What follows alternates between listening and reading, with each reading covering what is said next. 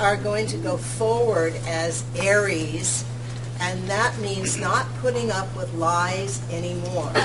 When I'm on the airplane coming here, I sat next to a reggae singer and next to a gal who was a physical therapist. Okay, both of them knew about Monsanto, chemtrails, geoengineering. We're not going to put up with that anymore. We can purify the earth. We do not need more than 2% of us to go forward. We'll pull the other 98%. It would be great if more. So my prediction is that each of you who is here is going to experience greater inner power of manifestation, so that when you really desire something from your heart, you are able then to be receptive to your inner universe and be directed in the outer universe to make it so. And so I see more of this happening, and a more independence from government, from agencies, from the need to fit in, that more and more people are going to say, I am God, I am the light, and I'm going to manifest that. And the more of you that do that, you're going to draw hundreds, maybe thousands of people. You're going to open the energy. Since we're all connected, you're going to open the energy fields so that others who haven't had as much understanding will be able to flow through much easier. And I see that more and more people are going to go, wow, I'm already in a complete package. In Greek, the word perfect means complete. So we are already born perfect. We are already born complete. We've been hypnotized into thinking we're imperfect. And more people are going to wake up out of this slumber this year and say, no, I am the light. I am manifesting what I want. I don't care what Wall Street says. I don't care what the newspaper says. I don't care what any of those old agencies say, because they are going to die off more quickly this year. You're going to see so much die off because more and more understanding of the lie that has been perpetrated on us in America and the human race. I don't know about other countries so much, but we're going to know it, and we're going to say, no, thank you, not anymore. So there's going to be a huge revolution this year on an inner and outer plane, and it's going to be not only peaceful, but happy, prosperous, and the energy is there so that you can do it. There are more and more angels here this year than ever, and more are coming. So this is good. Fantastic. We have Lai Uberud on the panel, and Lai is an author and award-winning psychic. And Lai has this unique thing that happened. She made a whole bunch of predictions, and so many have already came true. So she might tell you a little bit about that, but I know she has a few to surprise you with. And you know why? Now I understand why my plane getting here was escorted by 2 jets fighters, and we had to land somewhere in the middle of nowhere. They didn't want me to tell them. They found out about my predictions along the line. I just saw that movie. It's true. I forgot about it, and then the day after, I'm watching TV, and they said, jet fighters. And I told my husband, that's me, you know, I was there. I had no idea. Yes, I did a lot of predictions. They already came out, but everybody talked about world and all that. I'm going to be a little bit more about what I think it's going to happen on the economy, for example. And Mo also said, you're right, she also felt it. I think Facebook is going to lose a lot of advertisers because there might be somebody else coming on the market. Also, Amazon.com, I think it's not going to be very good, you know. And some of the companies like Uber and all that, they will go public. I'm talking about economy now. And Apple, I know they had big profits, but I wonder if that watch computer is going to take off. It wouldn't work with me. That's why I only get watches between $10 and $20 because I break them all, you know. I don't know about other people, but it wouldn't work with me. On the funny side, you know, I feel that perhaps Prince Harry, that old women are trying to catch, he might get engaged. I have no idea who will be the fiancé, but I think he will. And on the sad side, I think that the Queen Elizabeth might not be living very long, unless she makes a pact with the universe and stays here. Considering that, I know she's almost 90, but her family never dies until they are like 104, 105. You know, so just be a little bit careful where you invest your money. And David Icke suggests she might be reptilian. I agree with you. Not live reptilian, like Queen Elizabeth. I'm happy you explained that. If you haven't gotten a raffle slip to fill out, raise your hand. We'll get one right to you, because you definitely want to have one filled out to win a prize. How fun. Way down at the end, we got Lori Spagna. And Lori, do you have some predictions you'd like to share while we're getting our audio problems fixed? I would love to. Thank you. Okay, so first, in terms of numerology, my name is Lori Spagna, and I'm a light worker.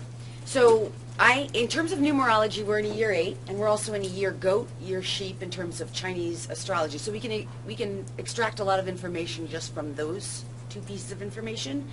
But other than that, I tend to flow with the light worker point of view. So that's where I'm coming from with what I'm going to predict. Number 1, this year is going to be a year of water. If we haven't already noticed, some areas are going to have not enough water. Other areas are going to have too much water, or more water than they necessarily want. So water is going to become a thing. Rising up this year, we're going to start talking about fluoride. Taking the fluoride out of the water. We're going to wake up about what this fluoride really is and what the truth is about the fluoride. That within the next 2 to 3 years, I predict that the fluoride will be removed from our water system. That will be good, right? And the more we really support that in our choice, the faster it will happen, because time is always flowing and in sway. So I agree with so many of the panelists here, we're all waking up about the lies that we've been told within the next 2 to 3 years. I believe, I know this is a really big reach, but I believe we're going to see George Bush and all of his posses arrested. I think that's pretty radical. Yeah. We're going to know. I really think maybe the next 2 to 3 years, I know it's radical. I absolutely believe the Roman Catholic Church is going to come down, because they're the ones that our taxes are going to, our income taxes are going to, and I absolutely believe, I don't know how long that will take, but it's happening already if you're following it. And I know that probably rattles a lot of people for me to say that. I also believe that the royal crown, the British crown, is going to come down too. I don't think that will happen as quickly though. In terms of money, because 8 is also many times linked to money, and it's definitely linked to authorities. So this year is going to be about money and authority, but it's not like, it's who is your authority? Because we're not all living in the same reality. We think we are. We have an overlapping group connection to our reality, but in fact, our realities are separate and distinct. So where we're aligning is, are you aligning with the light? In other words, the highest vibrations of optimism, hope, recognizing that good things are coming through, which so many of the panelists here are all saying that. Or are you aligning with the dark? Fear, worry, doubt, anxiety, giving your power away to the outer authorities, the government, the banks, the pharmaceutical companies, the drug companies, go on and on, the fake government. They're not even legal, this government. The United States is being controlled by a democracy when in fact we're supposed to be a republic. So that's another story. But this is the question this year. Who is your authority?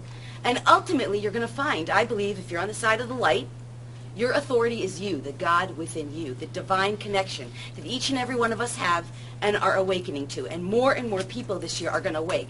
4 years ago, I was calling this like, we're going to be popping like popcorn. And it is happening. We're all waking up, and we're waking up at such a fast and phenomenal rate. And it's exciting, and it's fun. And yes, we know that angels are real already. Science calls them electromagnetic particles of light, with innate intelligence. All right, whatever. Angels. I mean, what do you want to call them? You know, they're real. These non-physical phenomena, they're happening more and more. And you hear light workers saying all the time, I literally saw it. I literally, they emphasize it. Why do they emphasize it so much? Because it cannot be disputed in their minds. We see things, we know things, and once you have these personal experiences, there's no one who can take them away and tell you they're not real. And that's what's going to happen for each and every one of us as we awaken more and more with lightning speed on this planet this year and over the next few years. And this is exciting. I absolutely believe that it's going to be an end to Monsanto very quickly and genetically modified food. This is the end of the year. And I think this is the last thing for my predictions. Hemp. Hemp, hemp, hemp. You want to invest in hemp. It's going to skyrocket. It's going to go through the roof. One last thing about banks and money, because I mentioned that. The banks this year are going to make, because consciousness is rising, this is why the masses perceive that the economy is doing so well, because people are waking up to our connection with money as a form of fair energy exchange. So the banks are actually going to make some really great attempts this year to recover. We're going to see some great things happening in the bank, better care for their clients, for their customers. Oh, I gotta say one other thing. But this is going to be a good thing. Unfortunately, it's not going to repair the broken system. So ultimately, the system is going to collapse, I believe, anyway. That's my prediction. But it's going to collapse in a way that's in the highest and best ways for all of us, benevolently. I don't think it's going to be. If you're on the side of the light, you're going to be experiencing the high vibe optimism around this. It's going to be a much more positive, graceful experience, I believe, as it has already. I mean, we're not, okay. And then one final thing about this. Animals. Animals are going to become much more in the forefront. That's a huge part of what I do, the human bond with the animal, the interconnectedness between all animals, including the human variety. Animals are going to become more respected, treated with more humanity. Humane farming is going to rise up very quickly, very fast. People are going to start being really demonstrating with their pocketbooks, I am not willing to support mass farming. We're going to see more veganism, more vegetarianism in healthy ways, and just great things for our animals, and they've been asking for it. And they're ready for it too, because they're awakening as well, and they're saying we no longer want to be treated like your crops, that we don't have a consciousness. So this is going to start becoming even more significant for all of us. More conscious eating and more conscious animal husbandry and interaction and respect with and for all animals, including ourselves. Fantastic. Thank you, Lori. Yes, thank you. So, Lori, when we do the live broadcast, you're going to have to say some of that again. I'm just letting you know. You're going to have to. I absolutely will. And right, our panel, save a little for the live broadcast. They just told me that the audio board somehow overnight, God only knows how, got fried. So they're rushing down a new audio board and hooking. Mercury retrograde, exactly, right? Communications? No, the world isn't ready to hear what we have to say. Okay? They don't want to. So that's being handled right now as we speak. Debbie Griggs is a wonderful, amazing psychic. She works with police. She does great work. Debbie, do you have any? What? Nothing. Oh, I'm impressed already. Debbie, do you have some predictions or things you've seen you'd like to share? I have a lot of predictions. Hi, I'm Debbie Griggs. Like I predicted last year, there was going to be earthquakes in the Midwest. There will be some more earthquakes again. And that is going to connect with water. So I don't know if it's going to be a crack and the water goes in, but that's what they're showing me, like she was saying about the water. I'm also seeing that truth is coming this year. Everybody's spiritual truth is you're going to be able to see when someone is lying. Companies, people, whatever. This is an opening. This is the child year. These years that are coming up, we are rebirthing. We are becoming, so we have to recognize the child of us. The child of everything. The child of businesses, the child of every person that we're connecting with. So with that coming through this year, with your spiritual truth of the child of who you are, you're going to see some mad, mad people at you. There are going to be people that are not going to like it because you're going to see that truth. Also, the beginning of people doing their own businesses. It's going to be massive, and they are going to be very successful. So when people find out what their truth is and the birthing of who they are going to do their own businesses, and that's going to break down the big corporate world. I'm seeing that definitely for this year. Also, UFOs. The Northwest, the people told me, spirits, whatever you want to call them, you know, the peanut gallery, said to me that there is going to be sightings in the Northwest. Washington, for sure. Around Spokane, Moses Lake, there's going to be crop circles. Also in South America and on the islands of like Easter Island, there is going to be more sightings. It's going to be, the sightings are going to be seen all around the world, so that we are going to accept them, and so that is going to bring it into the next couple of years that we're going to go, duh, they're around, okay? And the other thing is, I think that's about it. Oh, another thing is, I think they're going to have a new technique like DNA for detective work, because we're working with the police. I think there is going to be another, I don't know exactly what it is, but they're showing me that because if it's a truth year, so it's going to be like your blood, boom, you can find out who did the crime right away instead of having to go through all these steps and waiting a year. So that's coming up. Thank you. I will admit, I have never had a panel without audio before, so this is a first.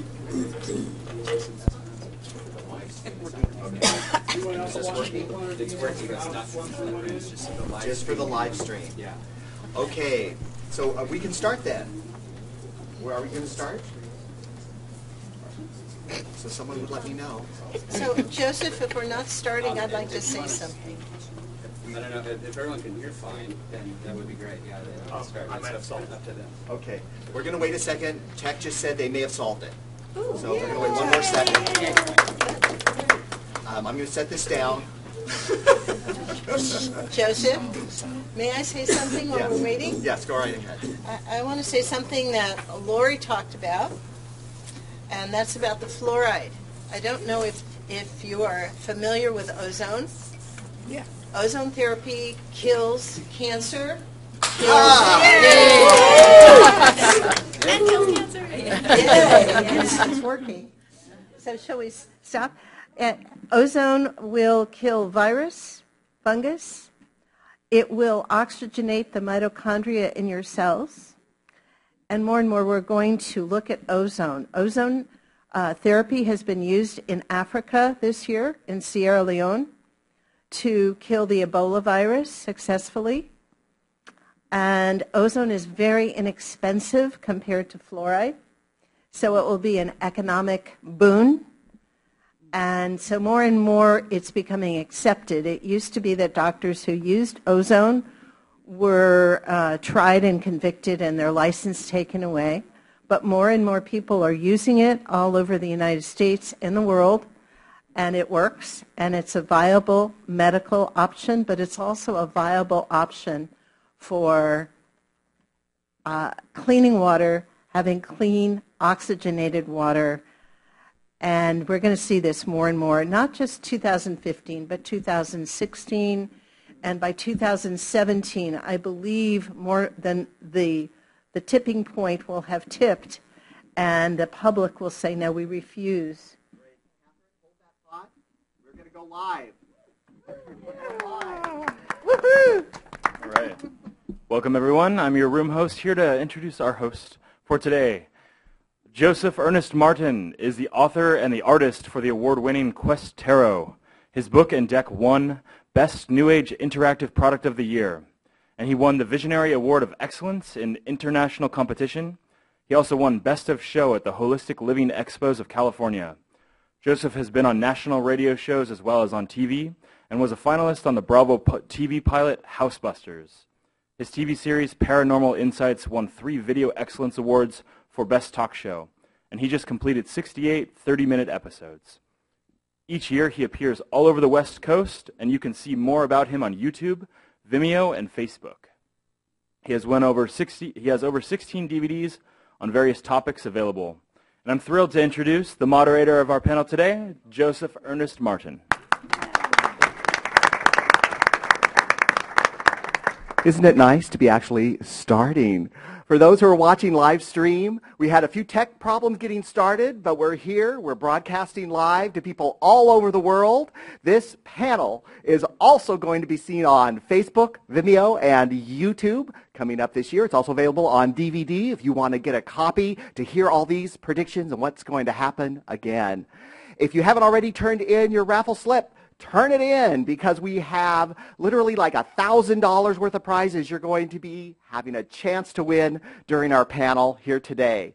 Now, I'm excited. This is the largest panel we've ever had, so this is amazing. We're going to get lots of great viewpoints.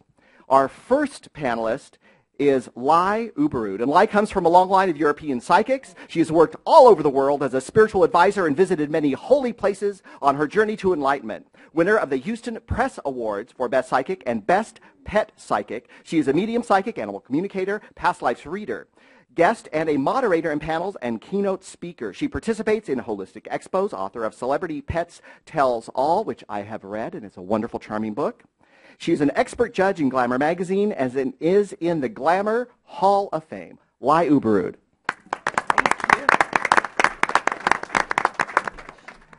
And really, it just keeps getting better. Susan Shumsky has dedicated her life to helping people take command of their lives in highly effective, powerful, and positive ways. She is an award-winning author of 11 books published by Simon & Schuster, Random House, Penguin, and New Page. Her latest book is Awaken Your Third Eye, a pioneer in the human potential field and a highly respected spiritual teacher of over 45 years. She is the founder of Divine Revelation, a unique field-proven technology for contacting the divine presence, hearing and testing the inner voice, and receiving clear divine guidance. For 22 years, she has served in the ashram, and you know I'm going to try to say this name. Could you say it for me, Susan? Maharishi Mahesh Yogi, the guru of the Beatles and guru of Deepak Chopra. Fantastic. Thank you. She has served on the Maharishi's personal staff for 7 years. Let's welcome Dr. Susan Shumsky.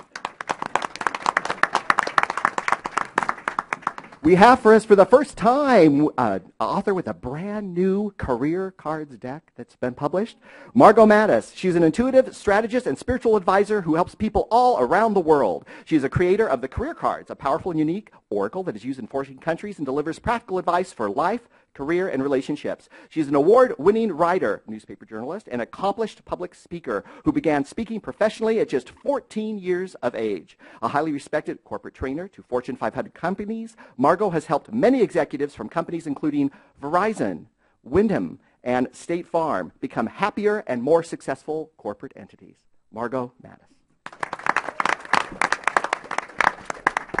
And Lori Spagna. Lori is a best-selling author, speaker, and visionary who radically transformed her life after a series of near-death experiences while living in Maui. Lori teaches animal communication, intuitive development, and energy healing. She leads powerful manifestation circles where she assists people and their pets to improve their lives by tapping into their true power via the universal source which exists within all of us. Lori also provides sacred energy healing transmissions and dormant DNA activations for both humans and animals. You can see Lori, of course, at her website, and she has classes like Learn Animal Communication and her MP3 class, Develop Your Intuitive Abilities. Lori Spagna.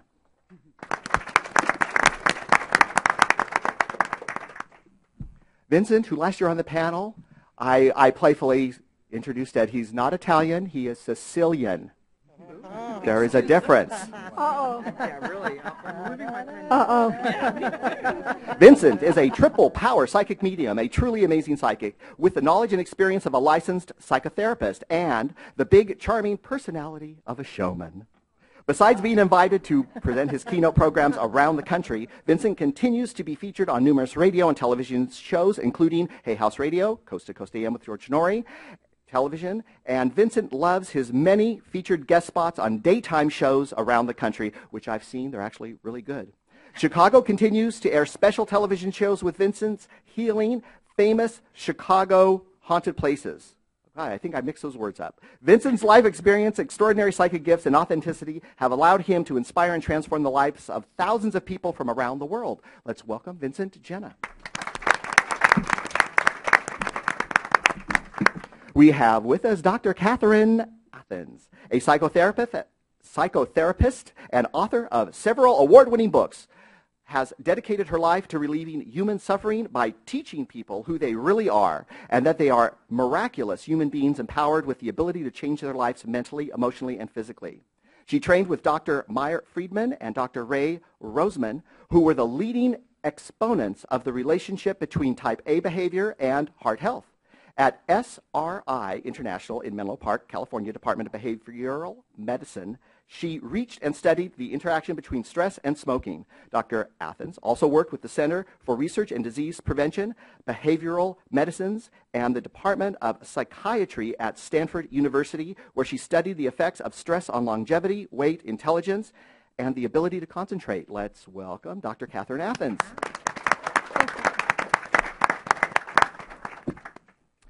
Debbie Griggs. Debbie currently resides in Burbank, California. She has been given life-changing readings through her work of psychometry with photos, objects, and places all her life. Debbie can tell your future and spiritual truth just by looking into your eyes, aura, and spirit. When Debbie gives you a reading, she makes you feel welcome, calm, and confident in the answers you are looking for. Debbie is also well known for her soul and spiritual healing abilities. She does international readings, radio shows, readings for famous actors, and now works for the police on cold cases and missing people. Look out for Debbie's up-and-coming book, Find Your Spiritual Truth, this spring.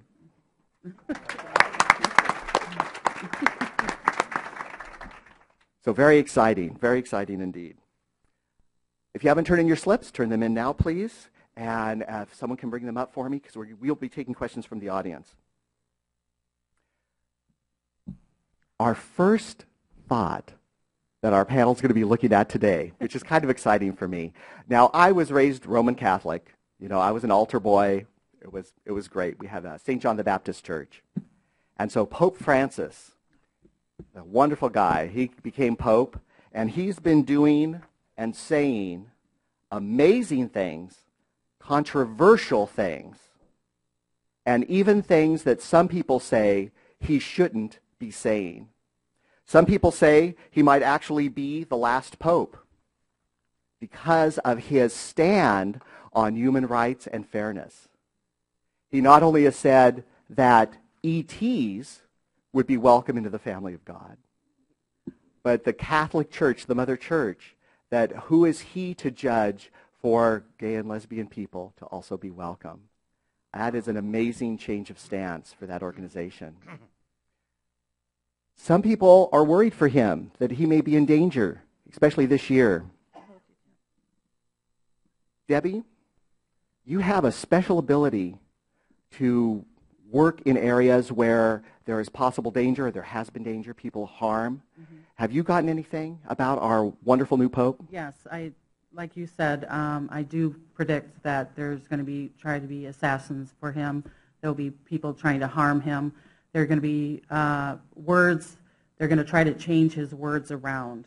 They're going to manipulate him. So yes, there's going to be numerous attempts to destroy him. Well, I sure don't like that. No, I don't like that either. And it's going to be closer to home than they think, because they're doing the security outside. They're thinking that it's going to be outside, and it's in. The person is connected. Dr. Susan Chomsky, the Pope has taken all these radical stances, and he's even suggested some stances about business and money and finance. Do you see anything happening on Pope Francis? Well, I agree with Debbie. I think there are going to be a lot of controversy, and there could be some assassination attempts. And I think we should pray for him, actually, and pray for his safety. I am so thrilled to see him in that office. It's so amazing. And it is due to the rise in consciousness of this world that we have created such a religious figure. Now, I think that probably sounds backwards to many of you, but in fact, people who are great leaders in this world are reflecting the consciousness of the people in the world. And we would not have had such an enlightened religious leader before now because the consciousness of the world was not lifted enough to support that.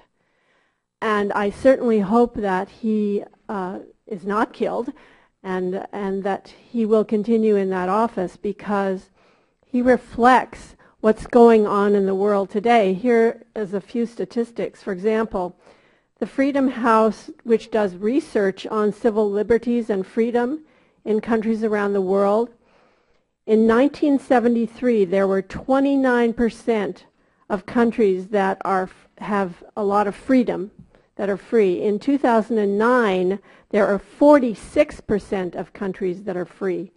In 1973, there were 25% of countries that were partly free. In 2009, there are 32% of countries that are partly free. In 1973, there's 46% of countries that were not free at all. In 2009, there are only 22% of countries that are not free. And political action at this time to advance human rights has grown exponentially and has become a global crusade by over 1 million organizations. And we see that reflected especially in the Arab nations where people are rising up for their freedoms. So consciousness is definitely rising, and now we have a Pope that really demonstrates that rise in consciousness. Thank you. I would like to throw in a note on that and my comment there. I absolutely agree, Susan. That's exactly what's happening. We tend to look at our leadership of our societal systems as having influenced and caused the society, when in actuality it's the reverse. Our political leaders, our religious leaders, all the leaders, even leaders of businesses, are complete reflections of what is going on in the society. Two major things occurred within the past decade, all right? One of the largest and most powerful religions on the face of the earth has elected a pope that was not going to break down. Religions are not breaking down. Religions are not the problem. It's the people interpreting them that's the problem. Take every one of those religious books, put them together, you've got the answer. So we don't want Catholicism breaking down. We want somebody like the Pope who's going to change the beliefs, to come out and say, I don't know how many of you realize how earth-shaking this is, to turn around and say the story of Adam and Eve is a metaphor and the devil is a metaphor. We need that consciousness. Now here's where I have to agree with my colleagues so far. He would never, ever be assassinated at this point, because when you make somebody a martyr, it makes their words more important. They're hoping he flies away in the background. The second most important, well, actually the most important thing that happened to the most powerful nation on the face of the earth is we elected a black president. Why do you think he has not been assassinated? For the exact same reason. His position would now be too profound. They just want us to dwindle him away and just forget about him. Well, we're not forgetting about him. Those are absolute reflections of the direction we're going. And as our panel, see, I'm so good, I can absolutely predict everything our panel members are going to say today. Joseph, can I say something? And yes, oh, I'm sorry, Leigh, just closing up here. There is a consciousness shift that is going on, and we have two doors to go through. It's our hell or our salvation. That's all we have, and it's the choices we make that's going to determine where we're going. So I like what is happening in the world, and I love the new Pope. Thank you, Vincent. Lai, you wanted to add something? Well, I wanted to say something. The weirdest thing, I don't know if everybody has had Nostradamus, I'm sure. And Nostradamus predicted that this Pope would not be elected. It would be a black Pope. But the Catholic Church also hits the predictions of Nostradamus. So what they did, oh no, we're not going to do that, because then it's the end of the Catholic Church, you know. So let's elect somebody that comes from South America, can hardly speak English, you know, his Italian is hopeless, God knows what. And then it all blew up on their faces. And I have a cousin that actually for her PhD, she had to go to the Vatican to do some research. And she needed a special permission. And the funniest thing, exactly what was going to be on her thesis, the pages were missing. And I wonder why. Does anybody have an answer for that? Sure. Go ahead. Now, Margot, what have you been feeling about our new Pope? Oh, I love the Pope. Honestly, he is the first religious man to come out of the Catholic Church in that position as the Pope that I could honestly look at as a psychic and tolerate. The other souls of the popes have been so corrupt that I literally cannot stomach them. They come on the TV, Pope Benedict, Pope Paul, and I'm like, there's nothing holy about you at all. There's a lot of evil in the Vatican. I think it's a seat of a lot of evil. I think it's a seat of a lot of reptilian stuff on this planet. And I didn't understand that as I became more psychic. I was like, why does this guy make my stomach turn? Why can't I watch him on TV? And now I understand. And this man, I think, is one of the most truly holy men to walk the face of the earth since Jesus. I really do. I think he is our new hope and our new salvation in many, many ways. And I think we should all daily pray for him, absolutely, for his safety, because we need him. And it's interesting you say pray for him, because he did something that no other pope has done upon taking office. He went out to see the people, and instead of saying a prayer, he asked the people, would you please pray for me? And I felt that was a very powerful shift in the paradigm of Mother Church. Now, Dr. Catherine Athens, now the Pope has been doing really some crazy stuff. And there's all this stuff in the news. There's even a documentary about the Vatican Bank. Yes. What on earth is going to be happening with all this together? I think the truth is coming out probably not quite this year, at the end of the year, and then next year. In 2016, it's a 9-year. And so what is not coming out this year, things are bubbling up. The Vatican Bank, the Vatican... You have to remember that the Bank of America used to be the Bank of Italy, and the Bank of Italy was the Vatican Bank.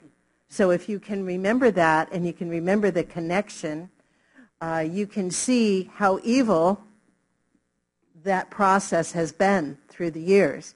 I think it's going to break down. I think our money system is going to break down the way it has been, because it has been hidden how rich everyone really is.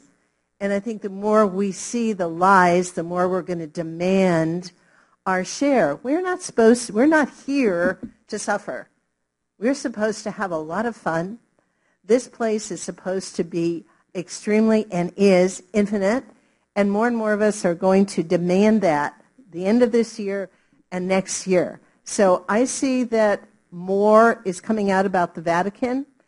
In the Vatican, they have the Dead Sea Scrolls. One of my teachers, Rocco Errico, whose teacher was Dr. Lamza, who's written the Bible from the Aramaic point of view, talked about the fact that these secrets were going to be coming out.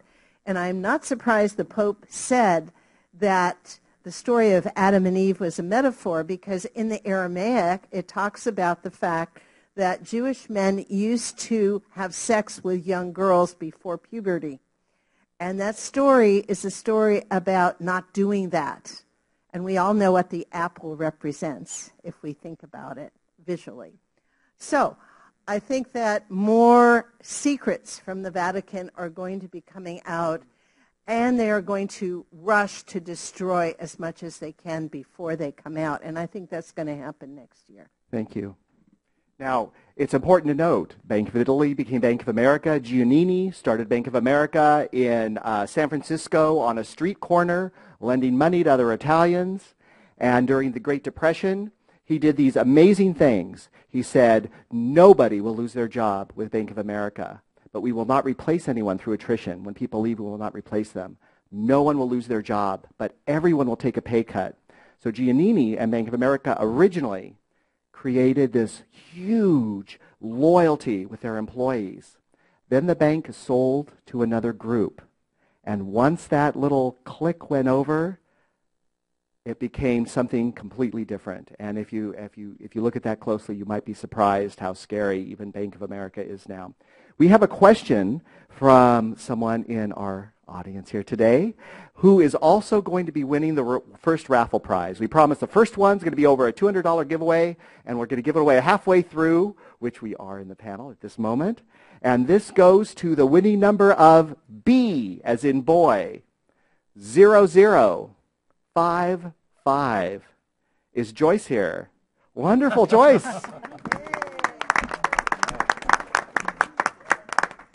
Now, Joyce, in this bag are energy cancelers for your cell phone, band for your wrist to help improve, and a whole bunch of other stuff. This is a great bag for you.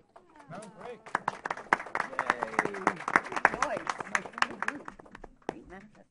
We'd like to go to Lori Spagna. And Lori, we're going to change topics here. So I'm going to shake it up for you.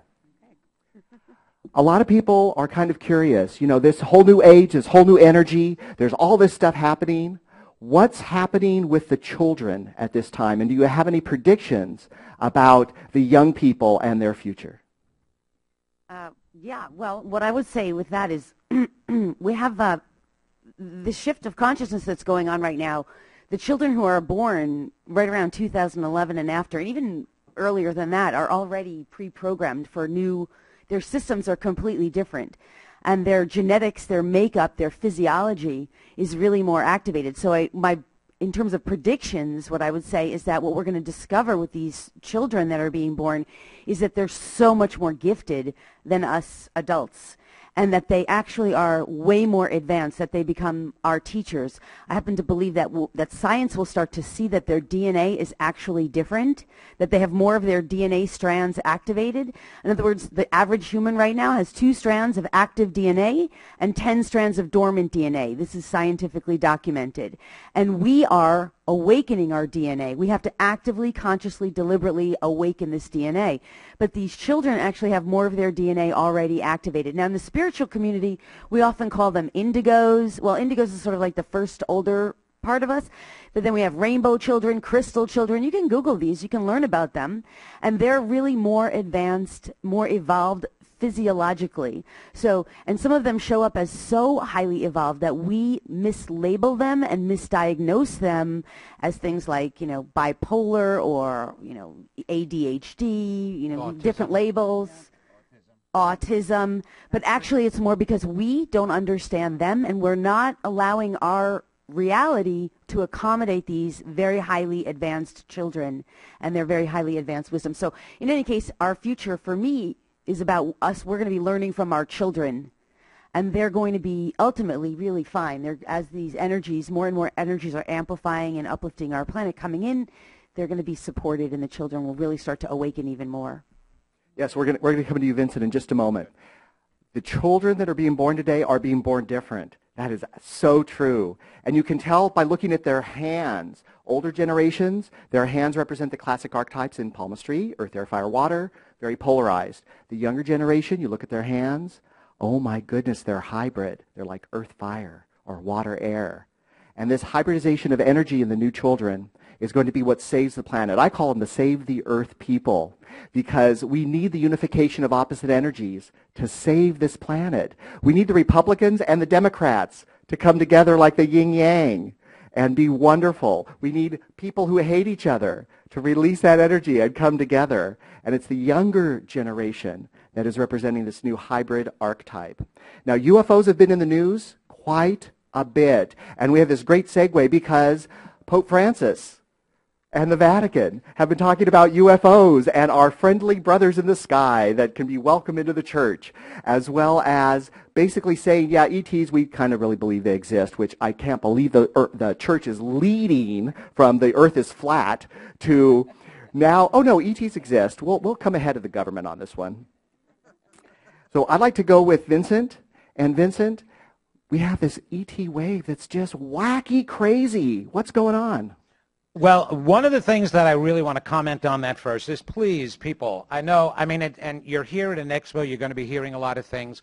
Remember, you're a filter, and so you need to be able to filter the BS from the other stuff. And here's the thing.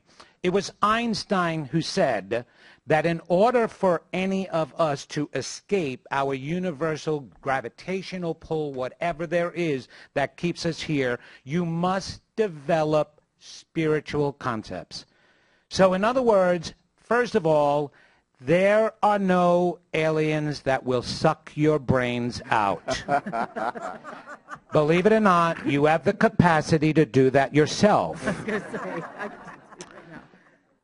Okay? All of the aliens that have ever come to help us are benevolent. There are older brothers and sisters who got there before us.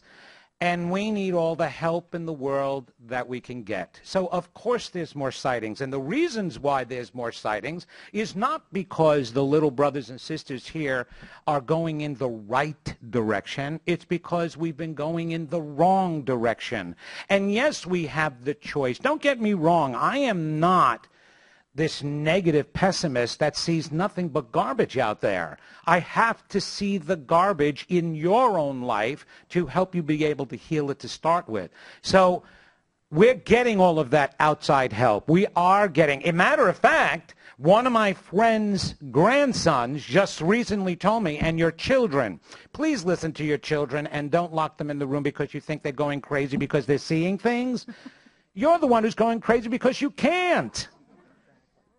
These children are seeing alien beings, and so my friend's grandson actually went up to her mother, right, after waking up, totally deadpan, totally quiet, and in her face went like this, made a sacred geometric figure in her face, and then went like this. And what freaked the mom out is at 12 years old, she insisted she saw an alien and no one believed her.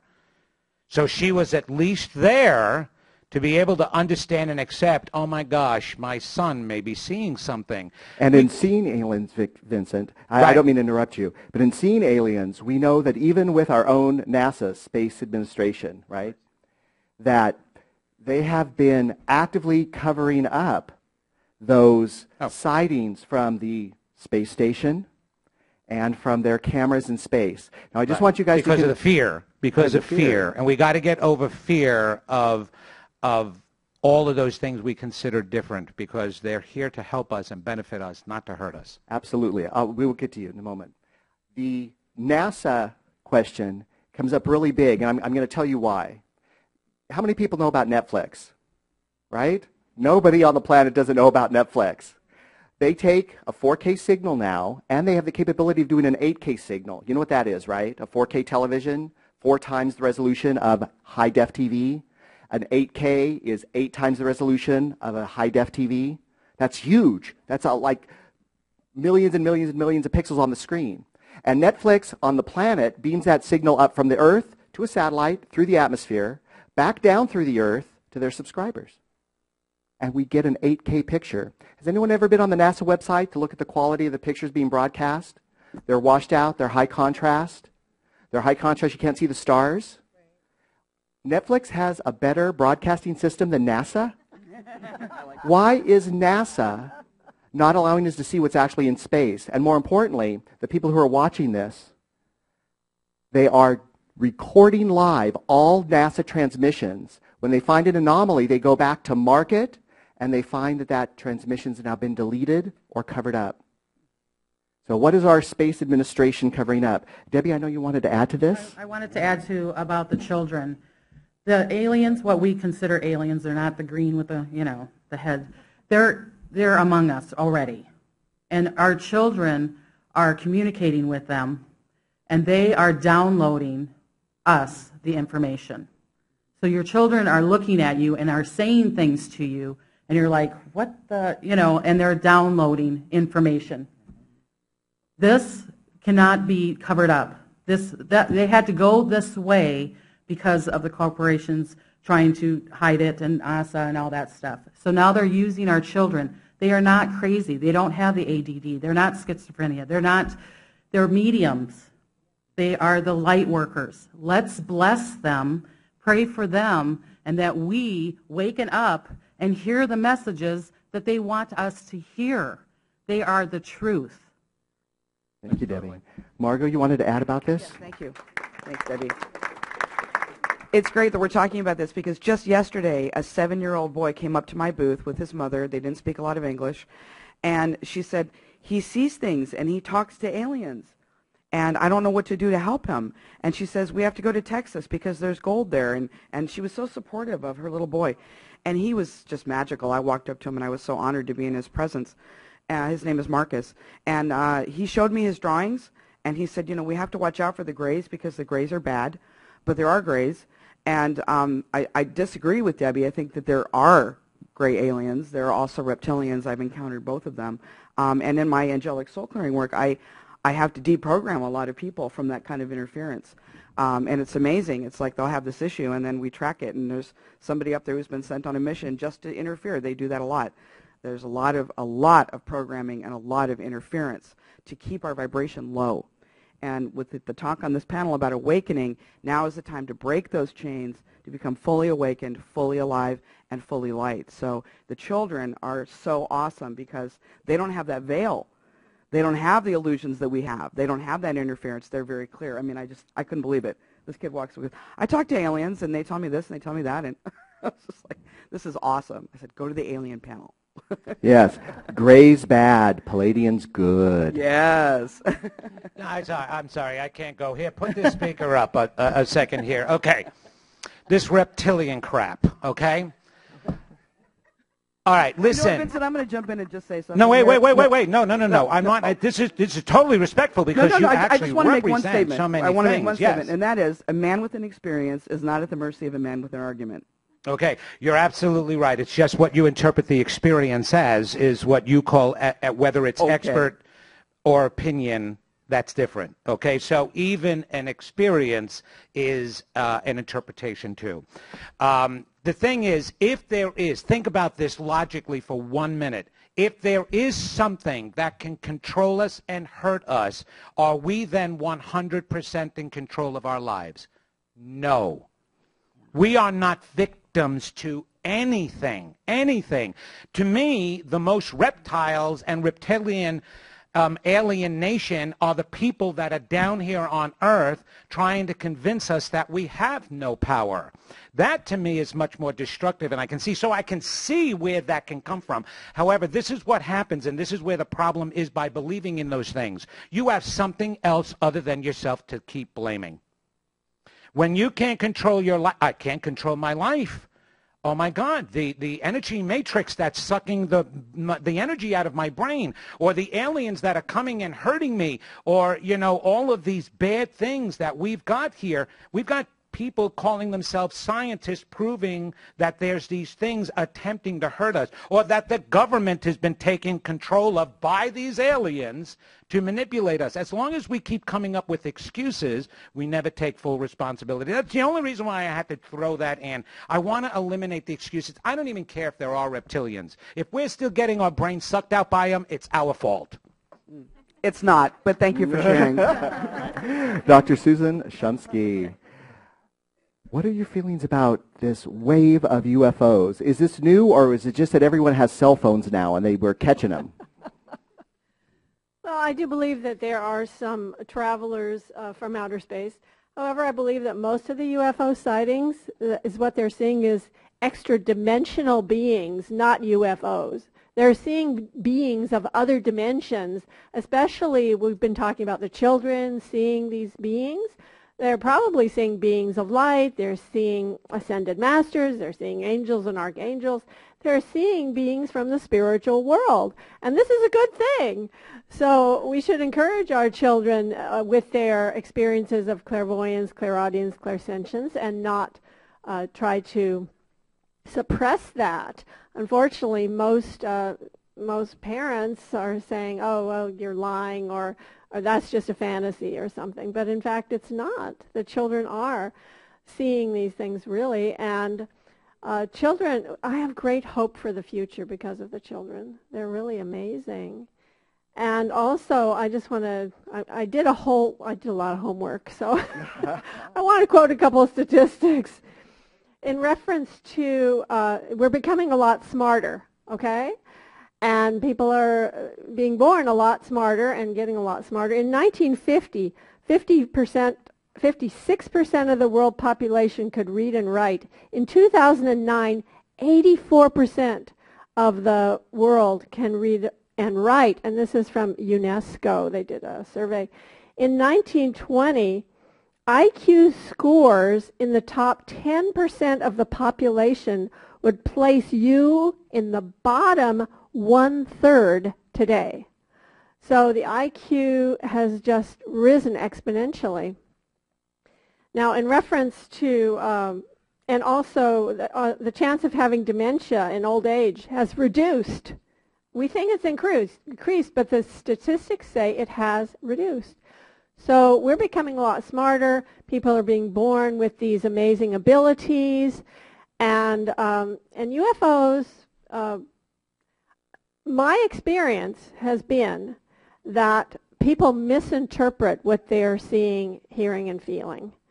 That they should learn more. They should become more educated in the spiritual sciences, and they'll realize that they really are mediums or they are intuitives, and that they're seeing these high dimensional beings, or they're seeing lower dimensional beings from the astral world, which would be ghosts, spirits, or demonic beings, or you might call them reptilian. You can call them whatever you want.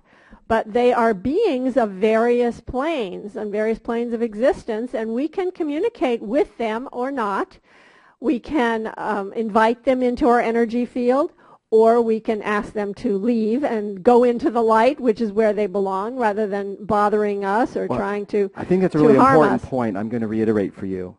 We can ask them to leave. We That's can right. take control of the experience. Exactly. And It's that's just a as very Vincent was important saying, aspect. I think what Vincent said about being in control of your own life and taking command of your destiny is the most important thing that we as light workers need to learn, because many of us are psychic sponges. A psychic sponge is someone who absorbs the energy around them as a sponge absorbs water. We need to learn how to close off our auras to the lower astral levels of mind and open to the spiritual world. I'd like to teach you a very brief affirmation We're going to have do that. near the end. Yes, okay. Now, Dr. Catherine Athens,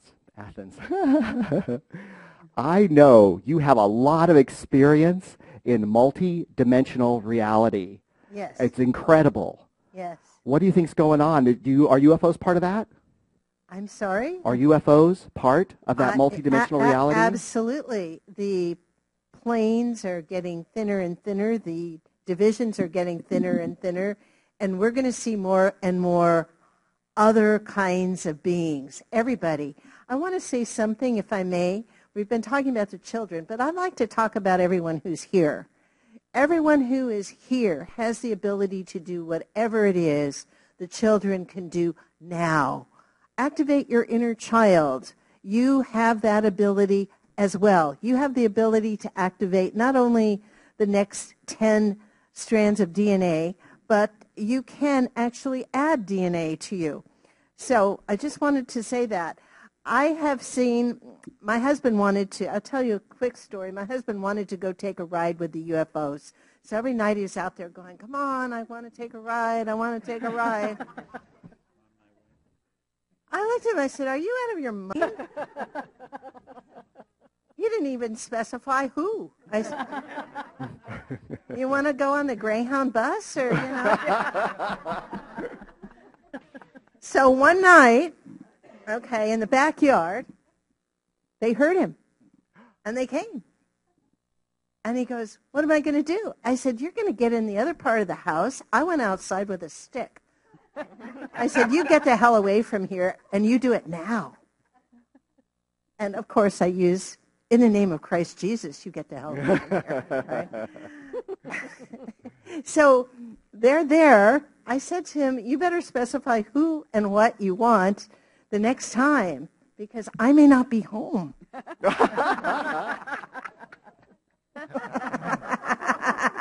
I think that's a good point to make. You really want to put the energy out for the events you want to experience. Yeah. Now, Lai Uberud. Now, Lai, you have a lot of experience with animals. Yes. is there any real connection? You know, all we hear about people abduction. Is there any connection between animals and UFOs? Oh, absolutely. But before we go into that, I wanted to tell you, I did some research, and I found out that there is a god for the UFOs. And an Indian tribe in Brazil, the Caiapos, excuse me if I killed the pronunciation, and his name is Bep Kororati. And in 1952, there was this man, this scientist that went over there, and he actually took photos of astronauts, clothing and all that that nobody had seen yet, you know. And they have lots of stories from the ancient God, you know, that came here to teach us how to be better people, how to develop technology and all that. Unfortunately, it wasn't passed on to everybody, but if there is a website called Legendary Times, and if you go on it, you'll find the whole article. Now, animals, yes, absolutely, you know, and they can see it, you know. When I lived in Switzerland, for example, I saw lots of UFOs and all that. There was a big field behind my finger, and you could see the cows, you know, looking, my dogs looking at them, you know, and they giggled a lot. They were all very nice, you know, and they came in all sizes like we are, and they loved the animals like we do. There was nothing really, you know, I honestly, I never met a bad alien. They were all very kind. And my kids also, they loved them. They could see them, they could talk to them. And they were wondering, are they coming tonight? Or they go to sleep, you have school tomorrow, you know. But they came, you know, and they were there to teach. And my kids, for example, you know, they are super intelligent. And I wonder where that came from, because they were trained by aliens. Absolutely. Now, you know, someone had once said, you know, if there's all these aliens flying around and flying over the White House, 1951 or whatever, why aren't they talking to us? Why aren't they helping us? And I heard someone, I was at a UFO conference, and they said, have you ever walked past an anthill and leaned down to the opening and said, take me to your leader? Or cared about the politics of the ants? Or whether everyone in the ant colony was getting enough food or was healthy? You probably haven't. And it's possible that aliens actually think alien. They don't even think like us. They don't even reason like us. So we can't expect them to act like us. Why don't you come knock on the front door? It's not how they think. Well, there is also a theory, Joseph, that that actually speaks of that. If they are more advanced than us and they're trying to help us, supposedly there is a council in the universal plane of everything, higher beings, ascended masters, whatever you want to call them, that actually help us and watch over everything that's going on up there.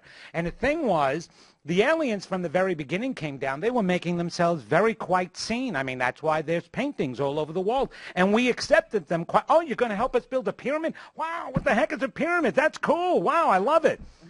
But this council said, wait a minute, guys, you have the chance and the opportunity to evolve all by yourself without help, okay? You've got to leave them alone. You've got to let them build and evolve by themselves. And just like every good brother and sister, okay, little Tommy is home doing his homework by himself, and his brother Joey is sitting over and saying it's 13. And he's not letting mom and dad see it because mom said, hey, he's got to learn by himself and do his own homework, but we sneak in the help there. That's the reason why at this point they're really not making major contact, and we developed a fear rather than an acceptance because we're not used to seeing them every day. So that's what this theory is, that it actually explains why they can't really help us with everything, because that takes away from our own growth and experiencing our greatness and evolvement. It's exhilarating. I'd like to say something about that. Oh, well, Just one thing. Okay, make it Just clear. one thing. Okay. I don't agree with you. In South America, when it's in the newspapers all the time, this kind of alien ship landed here, this kind of alien ship landed there. It's simply a media issue and a government issue and a NASA issue, because in other parts of the world, it's in the newspapers. It's in the newspapers, but nobody cares to listen to what they say. But if it came over to the world's greatest power and we started talking about it, then all of a sudden people lift their ears open. That's why they're going to the third world and the smaller nations. Well, I'd like to hear from Lori. Lori, you've had a lot of experience. You've done a lot of research. What do you think is going on with this whole UFO question? Okay, well, I'm one of those people, I rarely spoke about this publicly, but I've actually have had an alien abduction. So I've had implants. For me, it was not, I can tell the difference between angels visiting me and aliens. It wasn't just something that I fabricated, from a human perspective in a physical reality, because we're living in a physical reality, which is really part of a metaphysical quantum reality. But from a physical reality, it was real, and it happened, and it transformed me and changed me forever. So I absolutely know firsthand. That's my experience, and I can talk about that. But I would love to just say something about the animals as they're related and connected to this, because it is just so phenomenal. Our whales and dolphins are from the planet Sirius. So they were put here to assist us. The whales and dolphins are echolocating using extraterrestrial technology. It's not even technology, right? It's natural. I'm using the word technology, but it's their innate gifts that are part of extraterrestrial consciousness. And they're raising the vibration of our waters. They're clearing and healing the vibration. They already have such capacity, full capacity of their brains. They've been documented as healers of humans, where they surround humans in their pods, especially the dolphins. And they surround the humans. They let the human receive their incredible high vibrational healing. Then after the human who's swimming with them in the wild leaves, the other dolphins in the pod surround the dolphins who did the healing, while the dolphins who did the healing thrash around in the water, releasing that pain and suffering that they took on from the human in an effort to heal the human, while the other dolphins are protecting them in safety, allowing them to release. And then all dolphins, after the healing is complete, swim off peaceably in love in their pod. This is part of their contribution. They're doing it for the waters. Now, their brain capacities are so much fuller. They're using consciously, deliberately breathing. They could leave on purpose if they chose to. They are using their full capacity of their brains. They are using way more of their brains than we are. That's just the whales and dolphins. Now let's go to the pachyderms. The pachyderms are the earth keepers. They're the keepers of the ancient wisdom. So they have within their big brains, the elephants and the rhinos and the hippos, they have the capacity to know our ancient history. It was planted in them. They brought it here, and they're holding it for us. As we learn to communicate with them, they reveal it for us. So they're keepers of the ancient knowledge. They're one of the many keepers of ancient knowledge, which is part of the reason that they've been slaughtered by so-called dark forces. Okay, and the dark forces within us, among us, that we have to make peace with and harmonize within ourselves, right? And then just one other thing about these animals is they're white lions, for example. The lions, the cats, they are also teaching us. They are multidimensional beings, so they're able to see into multidimensional realities. Already, the capacity exists within them, and so they're able to extract information from the multidimensional realities which are existing simultaneously, overlapping with our reality, interacting with our reality, and they're bringing that in here for us so that we can learn about other dimensions of reality, and they can share it with us. And then one last thing, the wolves. All animal species, we can connect with them and find out collectively what they have to share with us. But the wolves are teaching us about real leadership, real partnership, what it means to be a true leader in this world, to recognize that the whole is just, the individuals in the whole are all equally important. There is no alpha. The alpha is one spoke of a wheel, and all spokes are equally important and have equal priority. Without one spoke, the whole wheel collapses. There's no one most important. All are equally important, and all have value. This is what real leadership is. This is what the wolves are teaching us, all canines. And they are all ultimately, this is the last thing I'll say about the animals, they are our healers, they are our teachers, and they are here with incredible wisdom, healing. They're mirroring us, and they're showing us ourselves. And they are just really just so phenomenal. I love and bless all animals. I'm so grateful to them. So we can learn a lot from the animals. Yes, that's true. Right now on the internet, there are certain videos that are going viral, and they have to do with the planet Mars. There is a photograph from the rover of what appears to be an astronaut cleaning the Mars rover. Because we know what the Mars rover looks like. We know its shape. We know everything about it. We know that if light hits it, what kind of shadow it would cast. And yet with the cast shadow of the rover, you see what appears to be an astronaut cleaning it. Also from Mars, we're seeing photos that are captured from what NASA does release before they're hidden. Things in the atmosphere flying around that look like a saucer shape, as well as bright sprites coming out of the ground. They're not sure if that was something that was launched or what have you. Now, just briefly, what do you guys think is going on with Mars? And I'm going to go from Margot right down the line, but briefly, please, Margot. Oh, I think that we're finally seeing, are we do, okay. We're finally seeing some activity on Mars because we are now pulling in the energies that we're going to need to heal the planet. And so really the beneficial UFOs and things are coming closer so that they can beam our energy, help us with these solar flares. And they're just really, it's kind of moving in the outpost a little bit closer. Okay, fantastic. Lai. Well, I think that they are, is this on? And Yeah. I think they are getting very tired of watching the mess we are making of this world, you know, so they are trying to get ready to come here. Actually, there is a photograph of a coffin in Mars, so somebody put it there. I mean, how honest did it get there? And I think they are getting ready to come down and help us develop, learn more, have a more just and fair humanity and world. And I really feel very sorry for the people that don't want to face it. They're going to wake up and have a very big shock. Fantastic. Vincent? I believe it's great that we're exploring and discovering all of these things, but there's also a part of me that believes some of those things aren't necessary in being able to heal our things here. And we do devote a lot of time and money. Do you know what NASA could do with all the money that they spend on sending ships into outer space? No, it's great to know all of that. Don't get me, I love it. I mean, you know, it's Star Trek fan right here. You know what I mean? And I think that's great. But then we wind up spending so much time and all the conspiracy theories that we come up with. Here, the government and leaders of everything never believe we're capable of handling anything. And so they hide everything. They hid the Kabbalah and the Book of Mysticism from Judaism, and only the grand people who knew a lot could deal with that stuff. And so the same thing is going on with all this UFO stuff. Look, let's just admit they're hiding. They don't think we can handle it. They don't want to think that we have other brothers and sisters out there. So what? Okay, we know you're all intelligent enough to figure and open enough to understand all of this stuff is going on, but I think we don't need to be focusing on it. Debbie?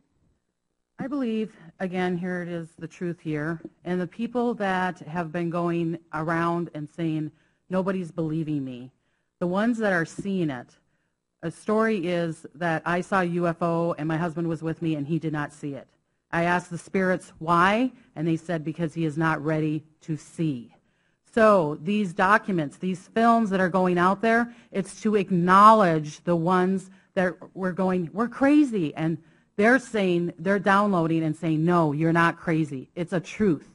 It's like a truth serum. It's telling people we are acknowledging you. Yes, we get that you see us. The ones that are not seeing us, they're not ready. That is what I see. Thank you. Susan? Yeah, well, there are some people who have a kind of a sixth sense developed, and they're able to see other dimensions, and also if they have a desire to see or to even have an alien abduction, they will draw that to themselves. And it really depends on what you're looking for, what your desire in your life. You're going to manifest whatever it is that you create in your life because you have free will. So we're creating everything ourselves. And if we have developed our supersensory abilities, we'll be able to experience more. In reference to the particular thing you're talking about, the film, Mars, now I didn't see that, but Spirit tells me that it wasn't an astronaut cleaning the rover. It was probably some kind of an odd shadow, but it wasn't anything like that. Okay, Lori? Well, what I have to say about the whole Mars thing is this, that there are multiple dimensions of reality, and I know I keep referring to this, but in the three-dimensional reality, which is the reality we've been existing in, which is just a physical reality, there's certain truths about what's been going on with Mars that haven't been revealed to us. For example, if you are into the truth movement and conspiracy movement, conspiracy theory is not a theory, it is real. There were Mars jumps and there were visits to Mars that haven't been very well documented and certainly haven't been shared with the masses yet. And we know all kinds of information from people who were actually there, who are now coming out and speaking about it, experts who were formerly involved with the CIA, who participated in those Mars jumps. But that happened on a 3D reality, the physical world. In the non-physical, when we move beyond the limitations of the 3D physical reality and we pass through into higher dimensions of consciousness, and higher being relative, in other words, our oneness, our fullness in 4D, 5D, and beyond, we know we can visit Mars, we can do quantum jumping, we can connect with that reality, and we can move beyond the idea of this holographic reality of a planet as a solid, as a thing that exists somewhere out there, and we can connect with it in a very real way through our consciousness, and we can expand ourselves to participate that in with Mars in any way, shape, or form. And just as Susan was saying, we create our reality. We manifest and actualize into our reality that which we call forward with our consciousness and our unconsciousness, and that would include experiences with extraterrestrials or visiting Mars or whatever's going on anywhere out in the universe and the galaxy and beyond. Fantastic. Catherine? Good. I agree with Lori, but I want to say that I believe space travel has been going on for a long time, probably since the 30s, and that we have, or people from Earth have visited Mars, possibly gone to Saturn, that this has been going on because, for a number of reasons. One, I've been involved in science a lot and been involved with scientists who created the environment for anti-gravity. Two, in the Kabbalah, they understand the relationship between time and space. Part of the reason I believe it was hidden is that it was a sacred learning. And so it was wanted that only the spiritual people are able to manipulate time and space. And so I believe that's been going on as well. Three, this morning when I was getting ready for this panel on Channel 7 News, George Stephanopoulos, they were talking about Mars and Mars visits and the things they've been finding on Mars and going beyond to Saturn and the Saturn rings. So think about it. ABC Channel 7 is talking about this kind of space travel. And so I believe this year and next year, we're going to talk more about who's going to visit what. And then Mr. Virgin Airlines is having a public space travel if you care to go somewhere. Remember that when we leave the Earth, space and time bend and change. So space and time on the Earth are one thing. Space and time outside the Earth's atmosphere are something completely different. Absolutely. And there's a great movie out right now that illustrates that point called Interstellar. If you haven't seen it, it really talks about that time differential. Now, we have people watching from all over the world streamed from this broadcast. And I just want to remind all those people who are watching via the internet that your questions matter to us too. Make sure you get those in and they'll come up here and we'll do our best to answer them. We're going to give away another raffle prize, and then the rest of the raffle prizes are going to be at the very end of the presentation. So we're going to be giving away a prize from Margot. You want to tell us a little bit about this? Yes. This is a set of your very own career cards. So this is the world's most comprehensive oracle deck. It gives you a complete 360-degree view of you, your life, your situation. So you have career cards, life cards, things like that, plus action and block decks. They give you, like, what's the problem and then what do I do about it? So very comprehensive, really excited. Plus my beautiful friend Carolyn put together this wonderful thing so you can have wine and relax and read the career cards. So. If you're going to consult the oracle, you should have a bottle of wine. Exactly. That's what I think too. Exactly. Can I get a ticket? You need it. Because this will tell you the truth. It really will. So you might need a little bit of Look to your winning stub. The number is A as in apple, 0058. Lori, there she is. Christopher will help you get that. We're going to take another question from the audience. And before we move on to our very last part of the panel, which is going to be about money and prosperity for each and every one of you for 2015. Because if you're like me, you know, you got bills to pay and gas to put in the car, but isn't it nice it's under $3 a gallon? Isn't that just nice? That just feels nice. I'm waiting for it to get under $2 a gallon. That's what I'm my hope. North Carolina. Yeah. North Carolina, Yeah. Texas. I know Obama's done such a terrible job. I'm sorry. I had to just say that. Okay, we had a question from the audience.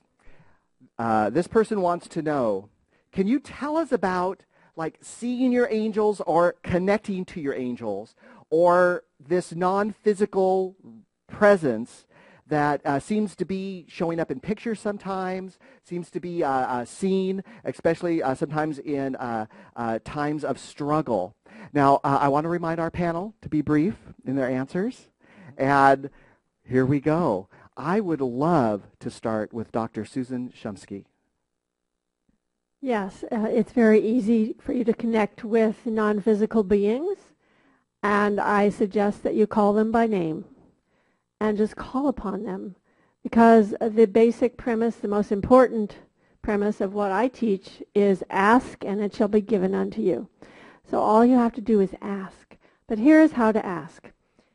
What you do is you sit down in a chair, you close your eyes, you take a few deep breaths, you get quiet and still, and then you take some more deep breaths, you get even quieter and more still.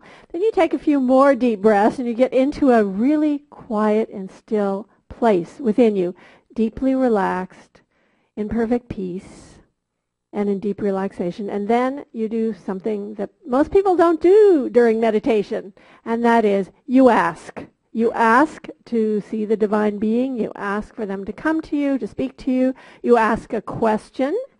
And then you take another deep breath, and then you do what I call the do nothing program. That means do nothing, nothing, and less than nothing. And then the answer will come to you within your heart. It will come to you in one of three ways. You'll either see a vision, you'll hear some words, or you'll get a feeling, like a gut feeling. And that's how we communicate with spirit. That's how we communicate with our higher self, or angels, archangels, and divine beings. And every one of us can do that. We have that capability. So just ask and you will receive. Thank you. Thank you. We're going to come to you, Vincent. Yeah, I do want to comment off of that because that's great. I mean, she absolutely gave every step to be able to do that. The final and most important step is because you constantly receive information from source, from your guides, from the angelic realm. But there's one thing you don't do, is honor your inner voice. Honor what you hear. Ralph Waldo Emerson wrote an entire essay about honoring your voice. Yeah, sometimes it's going to be wrong, but the only way to guarantee you'll hear the right information is by listening to it no matter what you hear. Hear it. And it'll switch over from some lower choices to the higher choices, but it's only you that you've got to be able to honor, and doing that practice and then honoring it, and instead of talking yourself out of it. You hear these wonderful things, these inspirations, dreams. Oh, I should write a book. And then you don't know how to shut up, and the rest of your brain goes, nah, I can't write a book. God, what is that? I can't do that. You got to honor what you hear because you're worth and deserve listening to. Absolutely. Now, Lori, I'd like to ask you about this also, because I've met you, I've read your stuff. You have this fascinating history, and tell us what is your view on angels? Well, thank you, Joseph. Thanks so much. My personal experience is that I've seen them as if they're physical. So I've seen real angels. I'll share a little about this. When I was living in Maui for 2 years, and I was undergoing a radical transformation, a cleansing, so to speak, so that I could be prepared to do the work that I do now. At several points in time through my eyes. They were almost like they were physical. I call them bleed-throughs. It's a bleed-through because they exist right here, right now, and it's in a dimension of reality, realness, that exists here and now that we're just not tuned into, opened up to, expanded enough yet, and some of us are, and we are more and more, to see it as real. But it is just as real. These angels, these non-physical beings are just as real as we are. They're just not existing in the realm of your carbon, hydrogen, oxygen, proton, the matter that we, the substance that we are. So they don't have that kind of form and substance that we're made up of. But they absolutely are real, and they absolutely do exist. And when I first started learning to connect with them, I'll just say this real fast, I did just really the same thing. And that Susan was just sharing. And ironically, in those days, I had no idea if it was real, really. I would just, but I was starting my business, and I would have cameras in front of me for my website and taking pictures, and the orbs would show up. And I have pictures of my animals where these orbs would show up, and that's when I started to really know that they were real. And that was even in the earlier days before I'd start to see them really revealing themselves to me as these beautiful, just rainbow beings of light. And that's how they've presented to me. So, Lori, what do you say to people who say, okay, there's an orb in my picture, well, it was dusty? Yeah, I just say then you're still in your left brain. Ah. You have to, to the skeptics of the world, it's because you're so in your left analytical brain. It's the right brain that has to expand and open up. As we meditate, we balance our left brain hemisphere and our right brain hemisphere. This is what opens us up to being able to see. This is what opens up our pineal and our pituitary glands that are the master glands that allow us to see, know, and perceive and experience these non-physical beings as if they are absolutely and completely as real as you and I are, and as if we were to touch one another right here and now. And Debbie, I know you have something real important to say on this. Yes. I want to say it's not that difficult. Okay? I believe in Lori, and I believe in Susan. But you can connect with them doing the dishes. Yes. You're running down the street. It's like the society is like, oh, it's difficult to see your angels or talk to your masters or your peanut gallery. No, you could be doing the dishes, looking out and connecting to a hummingbird, and it's connecting to your heart, and all of a sudden you're seeing an angel. You're getting insight. That is the truth. When you're not connecting to anything else but your being, your insight, and the animals outside and the trees and the water, and you're in that peace. People that keep on saying you got to do this, sorry, I want to you, because you can walk down the frickin' street. You're blessing everybody, and all of a sudden you get a peace inside you. I go walking every night, and I bless every car that goes by. There's a lot of cars in L.A. You know, I moved from Montana. I'm like, I don't know if I should just keep on blessing every other car or whatever. But because of the blessings, I'd come home, and things would come up. Or I would see the beings. Or a dog would come up to me, and the person's going, I don't know what's coming to you. Why? Because I was in that peace. And it's not that hard, people. And connecting to angels is important. Margot, now, can you use a medium like cards to connect to your angels? Oh, absolutely. Definitely, yes. Yes, the career cards are a great way to do that because they allow you to really connect directly with Source. So anytime you connect with the career cards or any other oracle, it's a tangible way, you know, to have divine guidance come through. And you don't have to be able to see orbs. You don't have to channel anything. If you use an oracle deck, anything like that, it is divine guidance coming to you. And so we always say, you know, don't worry about it. There's no right way. There's no wrong way. Just show up. They are already there. They are already there. And I want to talk about one experience. You know, we talk about realizing angels in actual reality. And literally, you know, my wife is in the audience here. This happened in physical reality. I was walking one day, and we were first together, and I was walking in a park. And all of a sudden, just like in the cartoons, I was up in the air, and my feet were spinning. And I looked down, and I'm like, why am I up in the air? And she's literally looking up at me. Tiffany, can you verify this? Absolutely. She's looking up at me. I'm literally like a foot high up in the air, and my feet are spinning, and all of a sudden I'm set back down on the ground, and I looked behind me, and there was a post. It was really dark, and there was a signpost that had been bent over, and I would have tripped on that and probably knocked out all my teeth and broken some limbs. And my angels literally lifted me up in the air with her standing there watching it. So they are real, they are around, and they are all, every time I channel something for someone, the first thing the angels say is, oh my God, I'm so glad they're listening. thank God we got the chance to talk to them. So they are desperate to talk to you. They are desperate to help you. They are desperate to connect with you. Yes. Catherine, you've had angel experiences. Yes, yes. I work with the angels in my office. I have a lot of archangels with whom I work, especially Gabriel and Michael. And I work with the big JC, who has a wicked sense of humor. He does. I have to say. Also, so I do. But I have also just a very difficult prayer I'd like to teach you so that you can get your angel to pay attention to you, like right away. Are you interested? Go, go. Help!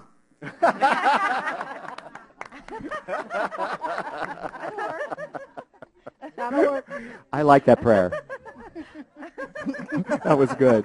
Now, Lai, you had experiences with angels also. Oh, lots of them all the time. But I was very lucky because I come from a very long family of psychics. So when I said, I saw Archangel Michael there, my grandmother would say, oh, yeah, what did he tell you, you know? So I never had to fight or anything like that, I knew. What I find now is that people don't trust themselves, you know, and sometimes they think, am I going crazy? Or speaking of children, when they say, oh, I have a little friend here that comes and plays with me.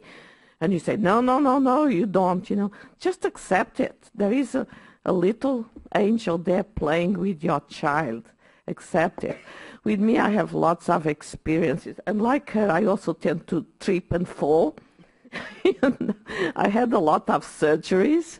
Some of them, they don't know how I came out of it, you know. And all because the angels helped me. And I trust it. I ask for help, like, you know, parking. It's a nightmare sometimes. I ask for help, and I only find a parking space. Yes. Our parking angels. All the time, you know. Parking angel. Yeah. Doesn't even give a name. You know, can you help? And when that really drives my husband crazy, you know, once he decided to fix the lawnmower, trust me, after he fixed it, there were at least 18 screws loose and he couldn't start it. So I said, let me try it. Of course, I didn't know how to start. I know how to start, but I couldn't make it. So I said, can you please help me here, you know? And there it goes. And he says, how did you do that? I said, I asked for help. It was the John Deere angel. It was, I don't know which one it was. Now, if you're like all of us, the money issue is something that's been around for years now. We finally have what's considered a balanced budget-ish, sort of, more so than before. So that's kind of a good sign. They say the job growth is coming back up. We've had books like Rhonda Bryan's book, The Secret. You know, I am so happy and grateful now that, ... and you write out what it is you want. And we've seen corporations struggling to keep a stranglehold onto the flow of money and wealth. Of course, the easiest way is through fear, right? You know, if you hold a baby, like in Dante's Inferno, if you hold a baby over the pit of hell, you can get more honest souls into the pit of hell by just doing that than you can by any other thing, because they'll willingly jump in. They'll do anything. So what can we do with all this stuff? We hear about the corporations.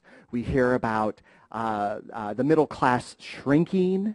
We hear about the poor getting way poorer and the few of the rich getting way richer. But there has to be something that we can do here and the people watching streaming live can do to make a step in the positive for our own well-being so that we have food and gas and shoes and clothing. And I'd like to start with Margot, because she has that wonderful career cards. What can people do? It's so fascinating. The one thing you can do is stop hating money. I discovered in my work as a medium that money has a spirit, and she is a woman, and currently she is imprisoned. Seriously. She was in this courtyard, and she goes, I'm being hoarded, which is true in our reality, right? The 1% are hoarding. So I was shocked, and I talked with her, and she said, oh, my God, I'm so glad you came to see me. Nobody ever comes to see me. They all hate me. So if you start to think of money as not as your source, money is not your source. She said, I'm not the source. I'm just a tool of exchange. I'm just an energy like anything else. Don't be afraid of me. don't hoard me, don't envy me, and don't push me away because of fear. But most of all, don't hold me accountable for your happiness, because I am an energy just like anything else. So I have to be allowed to flow. So what she told me was, A, get people to understand that I'm really here and I really want to help them, but in this particular reality, things are a certain way. It is a reality that there are 1% of the people in this world that are richer than the rest of us. That's not an illusion. That's a fact. So she's really aware of that. Now, what I have noticed in 2015 is that she is getting more free. She is getting more free. So when I talk to people and I have them do this meditation with her, she actually comes to them more. She flows to them more. Every time I have said, money, I really need this, it comes. The day of this conference, which was kind of expensive, I came home and I literally had a card that a friend sent at Christmas that got delayed. So I had an angel card and a $2,500 check sitting in there. That's the angels, and that's money. So normally we would thank God for that. Let's thank God for that and the universe for that, but let's also thank money. And send money love. She needs to be loved. She's so misunderstood and manipulated, and like every other form of currency on this planet, she is suffering just like we are. So we need to love her, we need to welcome her, we need to send her gratitude and just welcome her in your life and treat her like a friend. That's the best thing we can do. Thank you, Margaret. I just want to add something super short to that. You know, when we buy stuff, we're voting. Our dollars is our voting ballot. If you spend money with a company like Monsanto, which is often called Monsanton, Right. you are saying, I approve of you on some level. If you are shopping at a shopping center that you know has workers in other countries making 10 cents an hour, you're saying, I'm okay with sanctioning human abuse because I just got this cupcake pan for $1.99. So the biggest thing I see, for me anyway, is if I got this wallet full of votes, I'm going to vote for the best future possible, not only for me, for everybody. Absolutely. And Joseph, I just want to add one more thing. Money says put into the flow, because the rest of us have to support each other because the money's being held from us. We have to support one another. So put into the flow. Tip extra, give to your friends, exchange energy, barter, trade. Keep the flow going. Keep the flow going. And Catherine, what can somebody do to get back into that flow of prosperity? Well, immediately what I would suggest is to begin, especially for everyone here, look at how prosperous everyone here is. We all have nice clothes, we have shoes, we probably all have had enough to eat this morning, today, to bless everything and to have the attitude of gratitude and say thank you for everything. The thank you, it opens a channel of receiving. Be willing to receive. Don't be, oh, I give, because that's imbalance, but be willing to receive and say thank you and be grateful for that and express it with a card, a note, a flower. So we do something in the material world. Money is a wonderful means of exchange. It's allowed our society and the whole world to grow in a way that we couldn't have grown if we were just bartering. So it's an amazing, amazing flow of energy. It's a flow of energy. So gratitude, thank you, and to really understand that right now, to stay in the present, right now you are extremely prosperous. So one of my friends who's a spiritual teacher taught me a lovely affirmation, I am God in prosperity. So I give that to you, and That's just beautiful. to feel it. Beautiful. Now, this is going to seem like an odd question, and I feel like I keep talking about pet stuff today with you, but I'm just kind of wondering, do our pets help us be prosperous? Oh, yes. They are there to wish you all the best, and they know if they help us getting money, and they wish us all the best. They get better food, better treatment, because unfortunately the vets are extremely expensive, so they do it. But one of the things that you also need to do is that you deserve to have money. And the other one, I never say I need, let's say, $2,500 to pay for whatever. I always say I have $2,500 to pay for it. And I have no idea where the money is coming from. And like her, suddenly there is a check, there is a bank transfer, the insurance company refunds us for something. And then, of course, I explained to all my animals, you know, and all my angels, and I say, thank you so much. You really helped me doing this. Yes, they do. Oh, I mean, they don't fantastic. know what a dollar is, you Right. know, but they know that if you have something in your hand, you can go and treat them and all that. Just don't tell my dog that because she hates the vet. Now, Debbie, what can people do to connect back into prosperity? The way that you can connect, first of all, like she was saying, you have to deserve it. You have to be entitled. People are saying the word entitled. Ooh, the kids are entitled now. But are they getting it? Yes. Know that you are deserving and entitled to be as rich as you want to be. My rich and his rich and her rich will be different. I want to live on the ocean. He might be on a UFO. I don't care. Or the Luli band, but that's okay, honey. UFO. So the thing is, be entitled. You're entitled. And other people's opinions, block those away. Because we're always hearing our mother, oh no, we were poor, you know, you gotta save, hold on to it. A saying that I've heard from Catherine Ponder, who is fantastic with prosperity. Everything and everybody prosper me, and I prosper everything and everybody. It's a give and take. Allow and be entitled. If you know that you deserve to be in the place you want to be, this could be just with business, this could be with money, this could be with romance. That's your spiritual truth. If you allow it to be and know that you're entitled. And Susan, we just have like a minute left.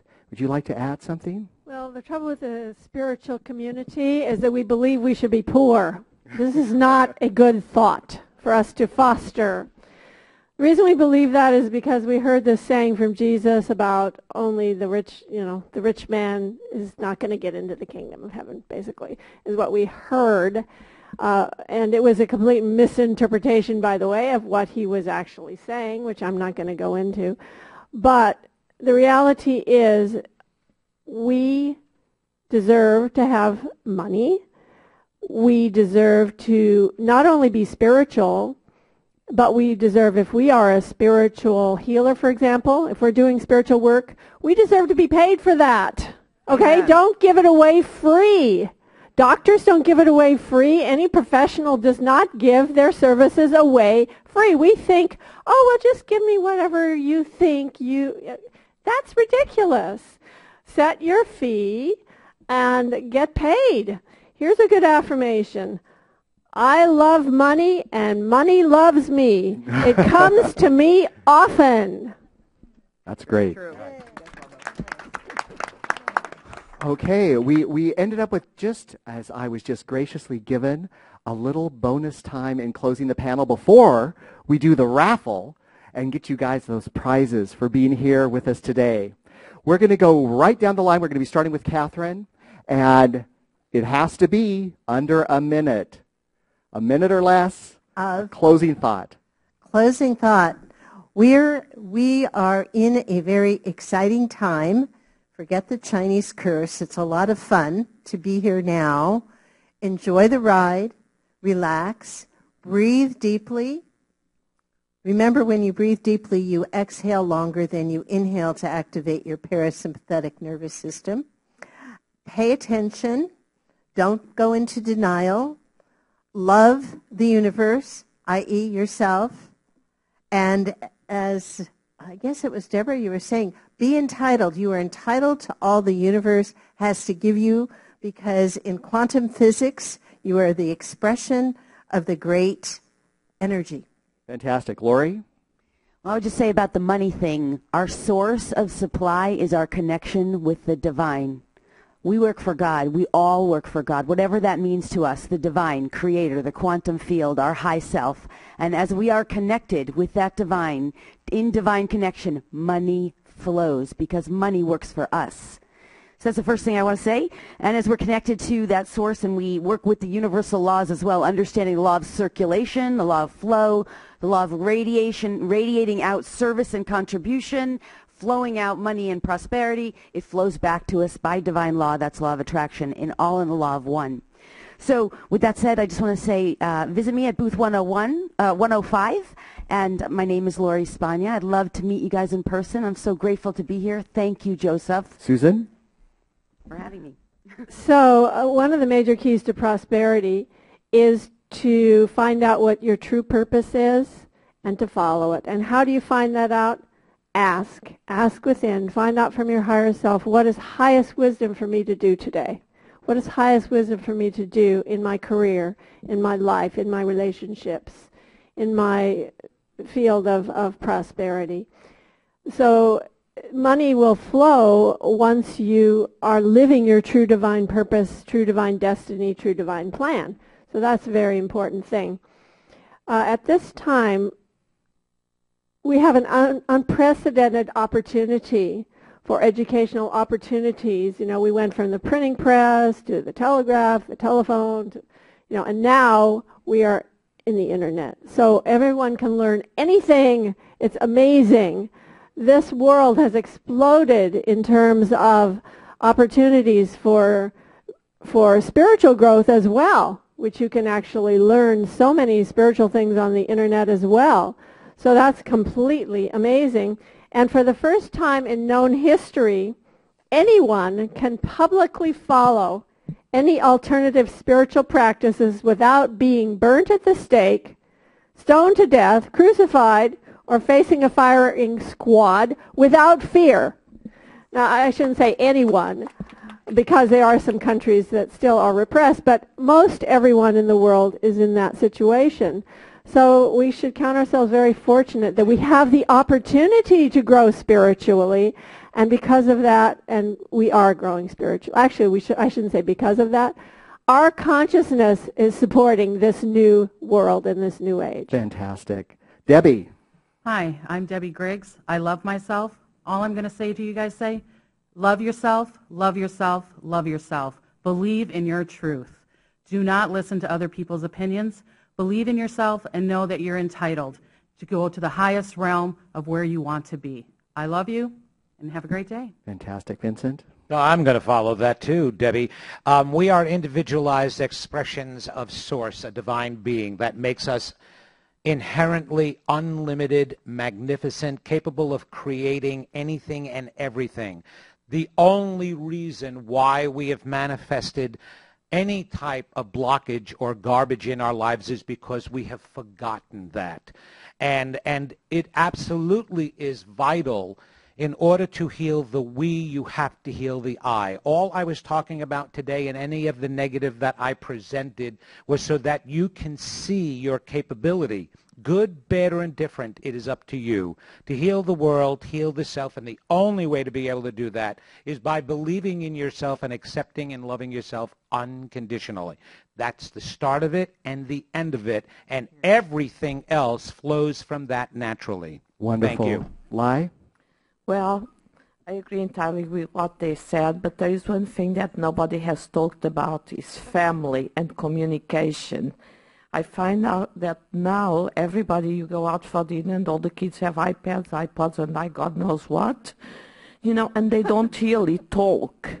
So I think if these kids feel very lonely and they end up kind of brainwashed because anybody can send anything on an iPad or anything.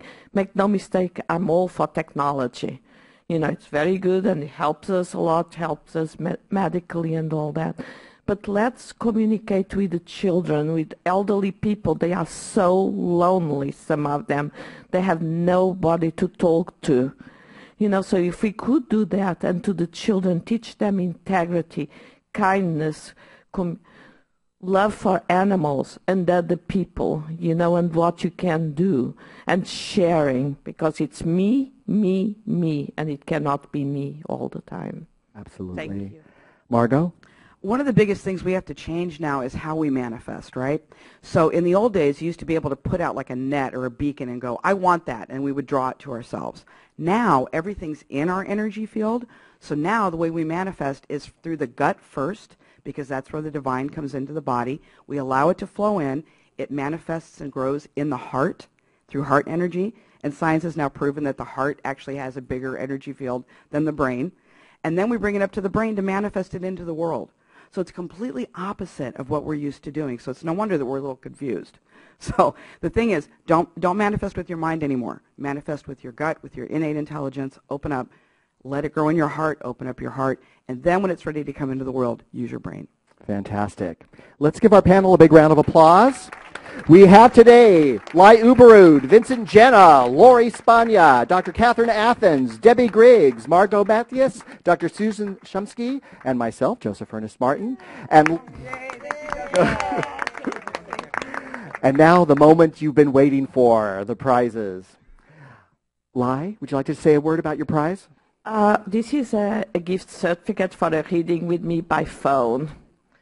And I decorated it very prettily with butterflies. I hope you like butterflies. Who got it?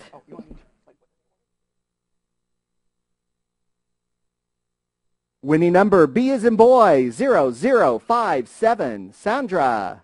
Yeah, thank you.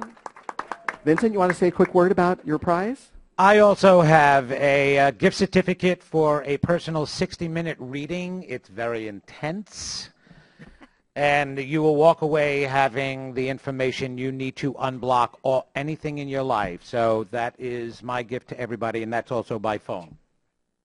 Wonderful. We have the winning number, B0043. Raise your hand. Christopher or Tony will get that to you right here. Oh, there you go. Oh, that's an easy one. Okay, no, come on up. Grab it. It's yours. There you go. You even get That's an yours 8x10 of me in that one. I don't know. Is it fine? Yes, that's live right there. I think I've already got it. Okay, Debbie. I have a half an hour phone reading. I also have a stone from a vortex in Sedona. It's not the typical vortex. The spirits brought me to a special place where the power was immense, and I had a download, and it's downloaded into the stone. Fantastic. Thank you, Debbie. And the winner is A as in apple, 0057. Erica. Woo. There you go. Susan? Okay, this gift is worth $200. We have 35 affirmative spiritual healing prayers. We have divine revelation guided meditation, chakra yoga nidras meditation, miracle prayer to help you manifest your destiny and to create prayers that get results. Instant healing contains 243 spiritual healing affirmations and prayers to help you manifest whatever you want and to heal whatever you want. Exploring meditation, which teaches you how to meditate and about Eastern philosophy. Divine revelation, which is about learning how to listen to the still small voice of God within and your own higher self, how to receive divine guidance clearly. How to hear the voice of God, which is, it's written like a seminar. It helps you to listen to that inner voice, and also how you can distinguish and discern between that true voice of spirit and other voices in your mind, like wishful thinking or other energies, other entities, so that you know that you're receiving the clear divine guidance. Ascension, which is about ascended masters and beings of light who have attained immortality. And it has stories about these beings. It has amazing pictures in it. I'm also an illustrator, so I've illustrated it. It's awesome. The Power of Auras, which is about how to see auras. And somebody just came up to me yesterday and they said they read this book and it changed their life. She's now able to see auras as a result of reading and doing the exercises in the book. So that's kind of cool. And that's what the gift is. Did we mention Susan wrote 11 books? Actually, one of my books is missing. I forgot to put it in the And for those of you who are watching live streamed all over the planet right now, you know you wish you were here. Yes. Here we go. The winning number is B as in boy, 0041. Jen. Lori, would you like to tell us about your prize? Yeah, sure. This gift is valued at over $700. So I'm a really generous person. It's sometimes one of my faults. Okay, so here we go. So this has the complete Psychic Intuitive Development ebook and 6 audio MP3. These are downloadable MP3s. This is included in that. It also includes the audio MP3 7 surefire steps to making a heart-centered connection with your animal companions with the accompanying ebook. It's downloadable. There's a bonus gratitude book, which I forgot to bring down, so I promise I will get it to you. Stop by my booth afterwards. And then there's a Help, I'm a Sensitive, How Do I Cope MP3 class. That's included in this. How to protect yourself and how to function in the 3D reality. Then there's a bonus live manifestation and healing circle with live energy healing and DNA activations. This is a live class with me that will be included. And then finally, also included in there is a $100 gift certificate to any of my online classes. So this package with the actual physical book is right here. Isn't that fantastic? Aren't you glad you're here this morning? Holy cow. And we have a winner picked. It is A as in Apple 0058. Lori. Is she here? Did she have to leave? Oh, she did? Lucky Lori. Lucky Find her Lori. and find out if she's manifesting. No, we're drawing another one. Are you kidding? Because you guys are here. You'll kill me.